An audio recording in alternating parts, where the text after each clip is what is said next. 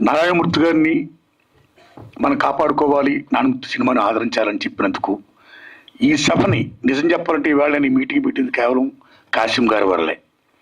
కాసిం గారు రీసెంట్గా నా సినిమా చూశారండి, బ్రహ్మాండంగా మెచ్చుకున్నాడు. ఆయన మెచ్చుకోవడమే కాదు, నారాయణమూర్తి గారు మీ సినిమా మీద మేము రౌండ్ టేబుల్ సమావేశం పెడతాము అని ఆయన అనడం, మీ సినిమాను మేము ఎంకరేజ్ చేస్తాం, ఇలాంటి సినిమాను ఆదరించాలి అని చెప్పడం.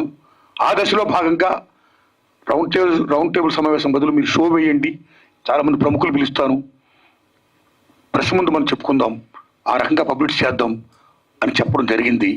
సో ఇంత చేసినటువంటి కాసిం గారికి నేను హృదయపూర్వక ధన్యవాదాలు చెప్పుకుంటున్నానండి. Thanks a lot. ప్లీజ్. తర్వాత మన సారు అద్దంకి దయాకర్ గారు, నేను గవర్నమెంట్తో మాట్లాడి ట్యాక్స్ ఇప్పిస్తాను, ట్యాక్స్ లేకుండా చేస్తాను అన్నారు. అలాగే మా శ్రేయోభిలాషి ప్రముఖ కవి అందశ్రీ గారు కూడా ఈ సినిమాకి ట్యాక్స్ ఎగ్జామ్షన్ ఇప్పించాల్సిందిగా అద్దంకి దయాకర్ గారిని కోరారండి. థ్యాంక్స్ అలాట్ టు అందశ్రీ అన్న అండ్ దయాకర్ గారు. అయితే నా విజ్ఞప్తి, నాకు ట్యాక్స్ ఫ్రీ వద్దు, ఏం వద్దండి, నా గవర్నమెంట్ సైడ్ నుంచి ఏ సహకారం వద్దండి ప్లీజ్. నేను కోరుకునేది ఏంటంటే దయచేసి మీరు ప్రమోట్ చేయండి సినిమాని, నా సినిమా గురించి చెప్పండి, సినిమా జనాలకు వెళ్ళి చేయండి, జనాన్ని చూడమని చెప్పండి. ఏమాత్రం సినిమా బాగుంటే జనాన్ని కనెక్ట్ అయితే సినిమా సక్సెస్ అవుద్ది. ఆ హెల్ప్ చేయండి, దట్స్ వాట్ ఐ వాంట్. అలాగే పెద్దలు కుమారస్వామి గౌడ్ గారికి, సత్యనారాయణ గారు, ఆయన నిజంగా ఆయన ప్రైమ్ 9 టీవీ న్యూస్లో బ్రహ్మాండంగా ఈ కార్పొరేట్ ఎడ్యుకేషన్ మాఫీ మీద బ్రహ్మాండంగా ఫైట్ ఇస్తున్నాడు ఆయన, సెల్యూట్. సో నా సినిమా ఏదన్నట్టు మెచ్చుకున్నట్టు ధన్యవాదాలు వారికి. అలాగే పెద్దలు నాగేశ్వరరావు గారికి, తమ్ముడు విక్రమ్ గౌడ్ గారికి, ప్రొఫెసర్లు బ్రహ్మాండంగా మాట్లాడారండి, ధన్యవాదాలు మీకు. సినిమా గురించి బ్రహ్మాండంగా చెప్పారండి. తమ్ముళ్ళరా, విద్యార్థి నాయకులరా, తమ్ముళ్ళరా, మీ అందరికీ నా ధన్యవాదాలండి. తమ్ముడు శభాష్, బాగా మాట్లాడారు, శభాష్. సతీష్ అన్న చాలా హెల్ప్ చేశారు, వందనాలు మీకు. మీడియా మిత్రులారా, ఇంతసేపు మీరున్నారు నా కోసం, నా సినిమాను ప్రమోట్ చేయండి. ఎందుకంటే ఇందాక అందశ్రీ గారు చెప్పినట్టు ఇలా సినిమా తీస్తుడు, రిలీజ్ చేస్తుడు, పబ్లిష్ చేస్తుడు. పబ్లిష్ అనేది మోస్ట్ ఇంపార్టెంట్. పబ్లిష్ అనేది లేకపోతే జనం సినిమాకి థియేటర్ రారు. కాబట్టి మాకు జనానికి మధ్య వారసులు ఎవరంటే మీ మీడియా వారే. కాబట్టి దయించి నా సినిమాని ప్రజలు తీసుకుని వెళ్ళండి, మీ దండం పెడుతున్నా. స్కామ్ అంటే ఉద్యోగాల కుంభకోణం, ఎంత దూరం ఉంటే స్కామ్. సాక్షులు ఇప్పటికీ 100 మందికి పైగా సాక్షులు చంపేశారు. Still that case is going on. ఉద్యోగాలు స్కామ్, ఉద్యోగాలు అమ్మేసుకోవడమే. అర్హులు లేకుండా అనర్హులకి, ఎవరికి డబ్బులు ఇచ్చారో వారికి ఇచ్చుకుంటూ పోతూ బీభత్సంగా స్కామ్ చేశారండి. ఆ ఇన్స్పిరేషనే నా సినిమా యూనివర్సిటీ. ఆ తర్వాత మన భారతదేశంలో ఈవేళ ఎప్పుడైతే విద్య ప్రైవేటీకరణ మ్యాక్సిమం అయిపోతున్న దశలో ప్రైవేట్ కాలేజీలు వచ్చేస్తున్నాయో, కార్పొరేట్ కాలేజీలు వచ్చేస్తున్నాయో, మా కాలేజీలో చదివిన వాళ్ళకే నెంబర్ 1 నుంచి 1000 వరకు ర్యాంకులు ఫస్ట్ మేమే అని చెప్పుకోవడం కోసం ఒక పబ్లిసిటీ, ఒక మీడియా గోళ, విభజించినటువంటి లీలా, పేపర్లు మొత్తం యాక్టివిజం యాడ్స్, ఒక్కొక్క యాడ్కి lakhs of rupees. How they are giving, how much they are earning and how much they are doing business with education.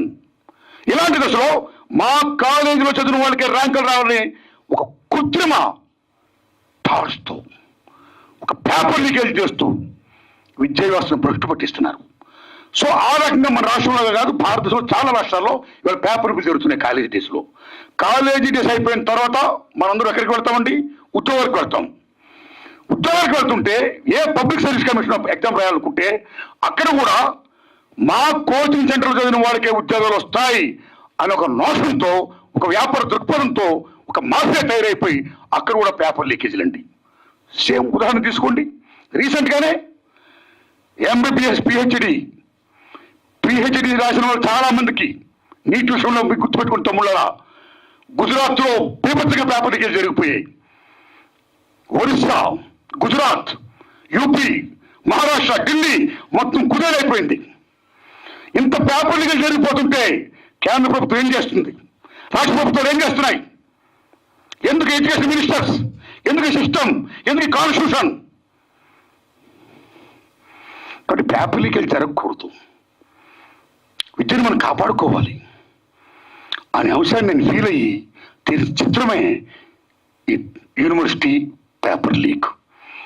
కాబట్టి ఈ విద్యార్థులు, తల్లిదండ్రులు ఉపాధ్యాయులు అందరూ చూడాలి, అన్నింటిని మించి ప్రభుత్వ విద్యా విధానాన్ని బలోపేతం చేయాలి అని ముఖ్యంగా చెప్పారు సినిమాలో.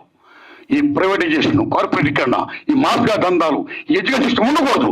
మొత్తం రూల్ చేయాలి. ప్రభుత్వ విద్యను కాపాడుకోవాలి, ప్రభుత్వ విద్యను బలోపేతం చేయాలి, విద్యని వైద్యుని జాతీయం చేయాలి అనే విషయాన్ని నేను చెప్పాను చిత్రం ద్వారా. ఈ చిత్రం ద్వారా నేను చెప్పినప్పుడు ఇందాక పాసి యాదగిరి గారు చెప్తున్నారు, వరవరరావు గారు సరసని, సాయిబాబు గారు సరసని మిమ్మల్ని కూడా పెడుతున్నాం అంటుంటైనా పెడతారంటుంటే, నేను వరవరరావు గారు అంత, సాయిబాబు గారు అంత గొప్పని కాను. నేను మామూలు మనిషి, నేను కామన్ మ్యాన్. నేను నా రూట్లో నా పని చూసుకుంటా. ఇక నా విజ్ఞప్తల్లా ఏంటంటే, ఈ సినిమాని నేను ఆగస్టు 22వ తారీఖున రిలీజ్ చేస్తున్నానండి. ఆగస్టు 1 కదండి, ఆగస్టు 22 అండి. దయించి సినిమాని చూడండి, ఆదరించండి. ఏమాత్రం బాగున్నా 10 మందికి చూడమని చెప్పండి. ఇంకా ఇలా చిత్రాలు తీయడానికి నాకు మంచి శక్తిని ప్రసాదించండి. ఇదే నా విజ్ఞప్తి అండి. ధన్యవాదాలు మీకు. Thanks a lot.